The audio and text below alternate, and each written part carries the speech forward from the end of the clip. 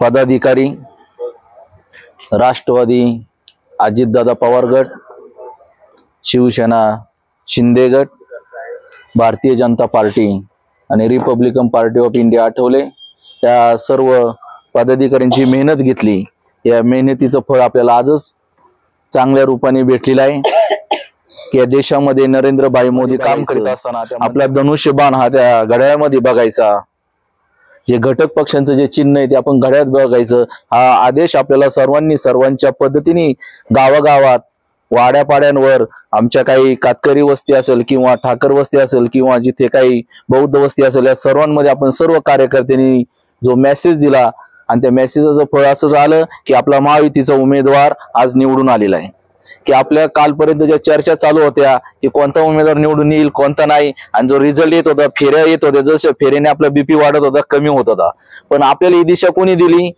ते गुजरात राज्यावरून जे आलेले अतुलजी ब्रह्मभट या सरांनी गेले 20 दिवसामध्ये जे आपलं नियंत्रण की आपल्यामधले असलेले वाद हे सगळे बाजूला ठेवून अतुलजी ब्रह्मभट सरांनी आपल्याला जे मार्गदर्शन दिलं हे आपल्याला पुढील भविष्य काळात हे अत्यंत महत्वाचं राहणार आहे की पक्षाची शिस्त कशी, कार्यकर्ता कसा जपायचा, कसं आपण बोलायचं महिलांशी, कसं आपल्या तरुणांशी बोलायचं, हे शिकण्यासारखी गोष्ट आहे। आणि ही गोष्ट आपल्याला अतुलजीबाईंनी दाखवली आणि ती आपण स्मरणात ठेवली। येणाऱ्या पुढच्या काळामध्ये आपण आपल्या पद्धतीने काम करीत असताना या सर्व लेखाजोखामध्ये भारतीय जनता पार्टीचा एक मित्र पक्ष म्हणून मी आरपीआय पक्षाचं काम तालुक्यात करतोय की एक मी बीजेपी म्हणजे भारतीय जनता पार्टीचा मित्र पक्ष आहे।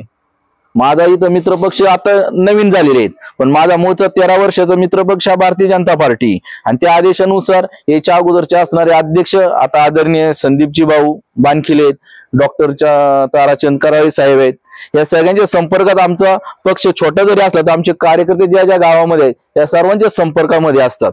आणि आज या विजयामध्ये एक छोटासा पक्ष म्हणून आपण खारीचा वाटा उचलला याचा मला सार्थ अभिमान आहे।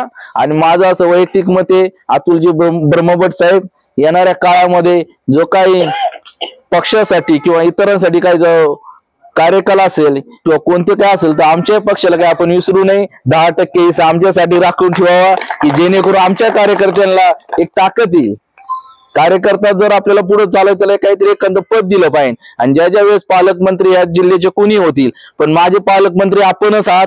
या ठिकाणी डॉक्टर ताराचंद कराळे साहेब आहेत, संदीप बानखिले आहेत, बीजेपीच्या मार्फत मीच कोणतीही गोष्ट करत असेल मी पहिले त्यांना पत्र देतो लेखी स्वरूपात आणि त्याच्यानंतर पुढची पावलं टाकीत असतो।